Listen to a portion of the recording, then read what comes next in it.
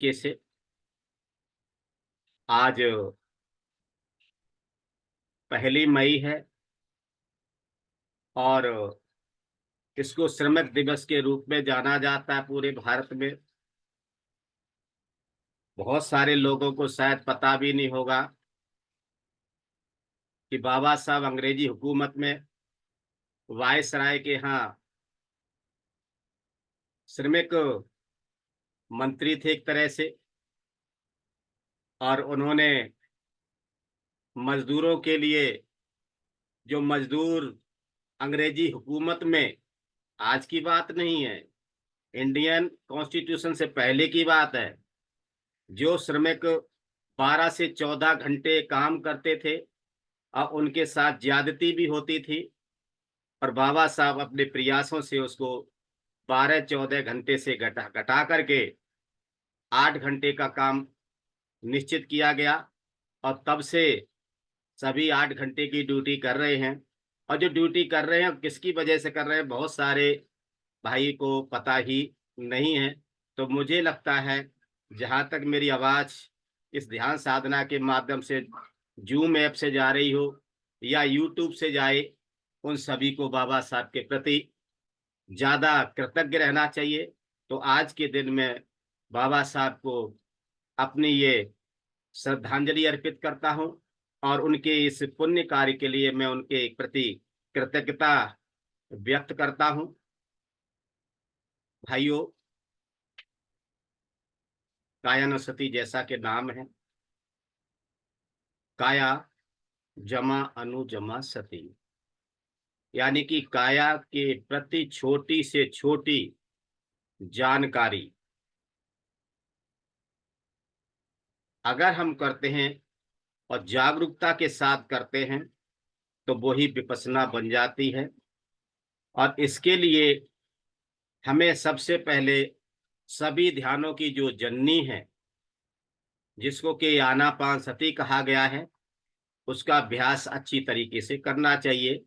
इससे हमारे विचार समाप्त हो जाते हैं, वितर्क भी ढीले पड़ जाते हैं, तो फिर और आगे बढ़ने का आनंद आता है। जो कुछ भी करते हैं उसके प्रति हमें खुशी मिलती है, और जो खुशी है वही मैत्री में बदल जाती कि ये जो कुछ भी मिला है मुझे, वो दूसरों को भी जरूर मिलना चाहिए। जो मेरा तनाव कम हुआ है, मेरे चित्त को जो शांति मिली है, ये शांति औरों को भी मिले। और ये जब भावना आती है तो वो मैत्री में बदल जाती है। जब हमारी चित्त की अवस्था मैत्री में बदल जाती है और हमारा चित्त एकाग्र होता है, अब जब ये दोनों मिल जाते, दूध पानी की तरह मिल जाते हैं, तो वो क्या होता है, एकाग्रता प्राप्त होने लग जाती है। अर्थात एक तरह से वो समता की स्थिति हमारे मन में आ जाती है। और जब समता की स्थिति आ जाती है तो फिर हम गंभीरता से विपස්සना में उतर जाते हैं। अपनी जो कायानुसति है, काया की जो गति है, उसके बारे में और ज्यादा जागरूकता से हम उसको एक एक करके देखने लग जाते हैं। जैसा कि भगवान बुद्ध कहते हैं भिक्खु बग के अंदर, कायेन समरो साधु, कायेन समरो साधु, साधु बाचाय समरो, मनसा समरो साधु, साधु सब्बत समरो, सब्बत सम्मतो भिक्खु, सब दुखा प्रमुच्यति। अर्थात क्या कह रहे हैं भगवान बुद्ध भिक्षुओं को, हे भिक्षुओं, इस काया का समर करो। इस काया का समर करना बहुत अच्छा है। भिक्षुओं, वाणी का संयम करो, वाणी पर संयम रखो, ये बहुत अच्छा है। अपने मन पर संयम रखो, ये बहुत अच्छा है। अगर इन तीनों पर जो भी संयम रखेगा, कंट्रोल में रखेगा, वो सभी दुखों से पार हो जाएगा। तो आज इसी कड़ी में जो पहला ही शब्द है, कायेन समरो साधु, काया का संयम करना अच्छा है। तो काया के लिए आपने देखा कि पंचशीलों में भी पहले ऊपर के जो 3 शील है वो काया से ही संबंधित हैं। तो आज मैं पहला जो शील है कायानुसति के लिए, पहले शील पर ही कुछ बोलने का मैं प्रयास करूंगा। मुझे उम्मीद है अगर आप ध्यान से सुनते हैं तो बहुत अच्छा लगेगा। तो भगवान बुद्ध एक बार की बात जेतवन में विहार कर रहे थे, तो वहां पर जो 6 वर्गीय भिक्षु थे, उन्होंने जो है 17 वर्गीय भिक्षुओं को मारा। देखिए, चीबर के साथ भी ऐसा पहले भी हुआ चीबर में। तो ऐसा मत सोचिए कि आज में ही द्वेष है चीबर वालों में, पहले भी था। ये चिंतन करने की बात है। कहीं ऐसा तो नहीं कि वो द्वेष हमारे अंदर तो नहीं आ रहा।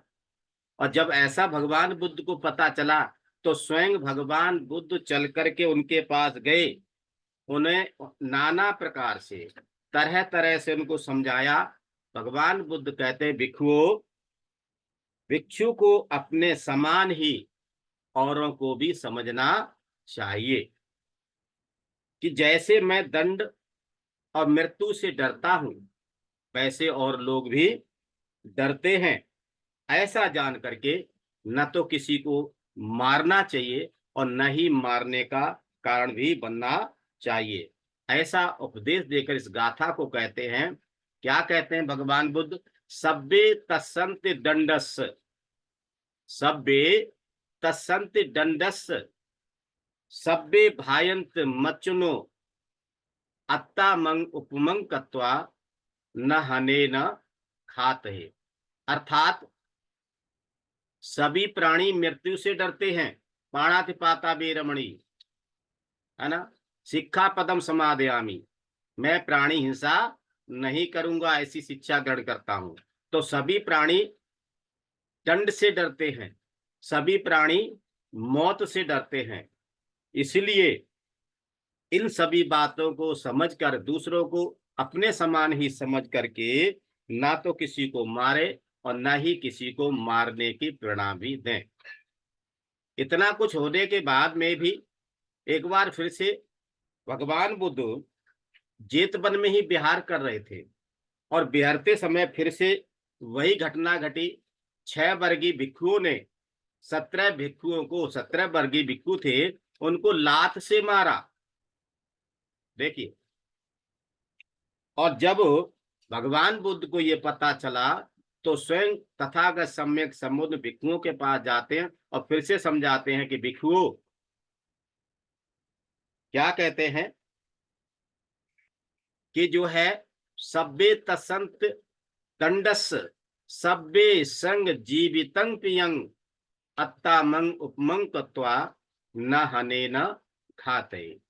अर्थात सभी प्राणी मृत्यु से डरते हैं, सभी प्राणियों को अपना जीवन प्यारा होता है, इसलिए अपना जीवन औरों के जीवन के समान समझ करके ना तो किसी को मारे और न ही मारने की प्रेरणा दे। आगे भगवान बुद्ध, एक समय की बात है, वो जेतवन से श्रावस्ती की तरफ जा रहे थे भिक्षाटन करने के लिए। तो उन्होंने मार्ग में बहुत से लड़कों को एक सांप को लाठी से मारते हुए देखा। तो भगवान ने ये देख करके उनसे पूछा कि आप ये सब सांप को क्यों मार रहे हो? तो वो बच्चे जवाब देते हैं कि डसने की डर से, ये हमें कहीं काट न ले, डस न ले। तो भगवान बुद्ध कहते हैं, तुम लोग इसे मारकर जो अपना सुख चाहते हो, तो मरकर उत्पन्न होने के स्थान में सुख नहीं पाओगे। अपने को सुख चाहने वालों को दूसरों का वध नहीं करना चाहिए। भगवान बुद्ध ने ऐसा कहकर इस गाथा को कहा। क्या कहते भगवान बुद्ध?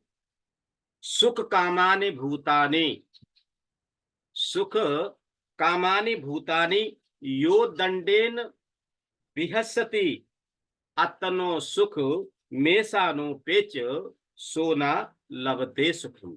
अर्थात जो सुख चाहने वाले प्राणियों को अपने सुख की चाह से दंड से मारता है, वह मरकर भी सुख नहीं पाता है। आगे क्या कहते हैं भगवान बुद्ध? सुख कामानि भूतानि यो दंडेन ना हिंसति अत्तनो सुख में सानो पेच सो लभते सुखम। अर्थात जो सुख चाहने वाले प्राणियों को अपने सुख की चाह में डंडे से नहीं मारते हैं, वो मरकर भी सुख को पाते हैं। ऐसा भगवान बुद्ध ने कहा उनको। तो इसका मतलब क्या है कि हमें भी प्राणियों को न तो सताना चाहिए और ना ही मारना चाहिए और न ही उसका कारण भी बनना चाहिए, ना ही किसी को प्रेरणा भी देनी चाहिए। क्यों नहीं देनी चाहिए? क्योंकि मृत्यु से सभी को भय लगता है, मृत्यु से सभी को डर लगता है, सभी सुख की कामना करते। इस पृथ्वी पर कोई ऐसा प्राणी नहीं है जो मृत्यु को चाहता हो या दंड को चाहता हो। सभी सुख को चाहते हैं, सभी शांति को चाहते हैं। इसलिए हमें किसी को नहीं मारना चाहिए। एक बार की बात है, भंते नागसेन जो है से राजा मिलने जाता और प्रश्न पूछता है इसी विषय पर लेकर के। भंते नागसेन, भगवान ने ये कहा कि सभी लोग दंड से कांपते हैं, सभी लोगों को मृत्यु से बड़ा डर लगता है। साथ ही उन्होंने ये भी कहा है कि अरहत सभी डर भय से परे हो जाते हैं। बनते क्या अरहत दंड से नहीं कांपता? और क्या नरक में पड़े हुए जीव वहां की आग में पकते हुए यहाँ और वहां मरकर छुटकारा पाने से भी डरते हैं? बनते, यदि भगवान ने यह ठीक कहा है कि सभी लोग दंड से कांपते हैं, सभी लोगों को मरने से बड़ा डर लगता है, तो यह बात झूठी ठहरती है कि अरहत सभी डर से भय से परे हो जाते हैं।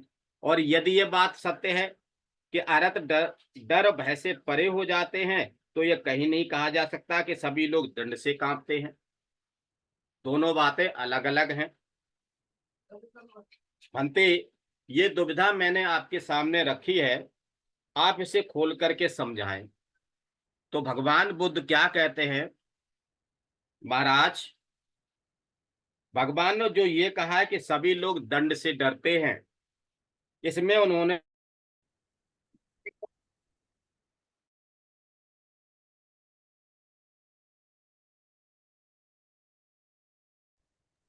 सॉरी, आज कुछ नेट दिक्कत दे रहा है और ऐसा पहले भी हो चुका है। चलिए, मेरी आवाज आ रही यूबीएस गौतम जी?